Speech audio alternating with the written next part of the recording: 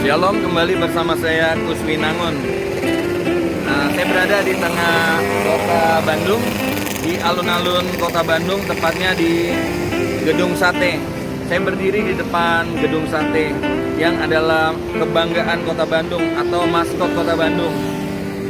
Hari ini saya ingin membawakan renungan singkat dalam judul Aman dalam Lindungan Tuhan.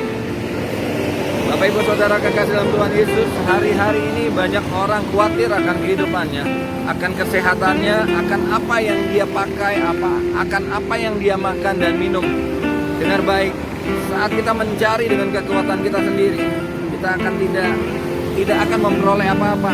Tetapi ketika kita mengandalkan Tuhan, kita taruh harapan kita, hidup kita hanya kepada Tuhan, maka Tuhan yang akan memulihkan keadaan kita, Tuhan yang akan memampukan, bahkan menyediakan apa yang kita perlukan dengan cara Tuhan.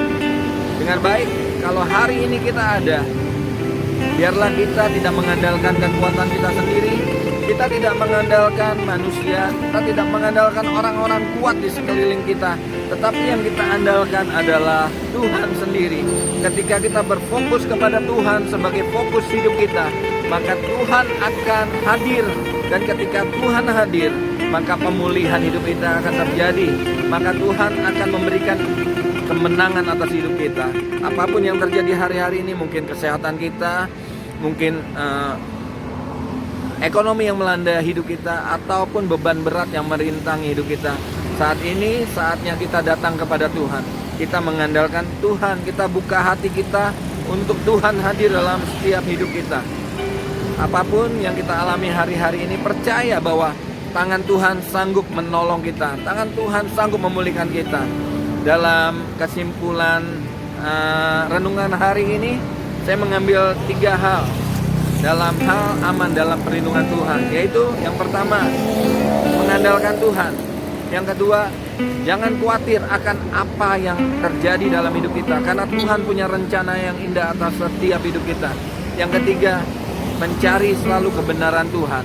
Ketika kita hidup dalam kebenaran Tuhan, maka apapun yang terjadi, Tuhan yang bela setiap hidup kita. Bapak Ibu Saudara kekasih dalam Tuhan Yesus, apapun masalahmu hari ini, apapun beban yang ada dalam hidupmu hari ini, dengar baik, saat kita menaruh semua beban hidup kita, sakit penyakit kita, masalah kita ke dalam tangan Tuhan, maka Tuhan sendiri yang akan menolong kita. Tuhan sendiri yang mengambil alih setiap kehidupan kita. Dengar baik, apapun keadaan kita, tangan Tuhan sanggup memulihkan kita. Mari kita satukan hati kita di dalam doa, karena kasih Tuhan yang luar biasa hadir dalam kehidupan kita. Karena doa orang benar besar kuasanya. Mari kita satukan hati kita untuk berdoa. Bapa, kami mengucap syukur karena kami tahu Engkau gembala yang baik. Engkau tidak pernah meninggalkan kami. Kalau hari ini kami percaya ketika hidup kami serahkan ke dalam tangan-Mu, di dalam tangan yang penuh kuasa, maka hidup kami akan merasakan sukacita yang luar biasa. Sebab pertolongan Tuhan tidak pernah terlambat. Bagi yang sakit hari ini, Tuhan sembuhkan.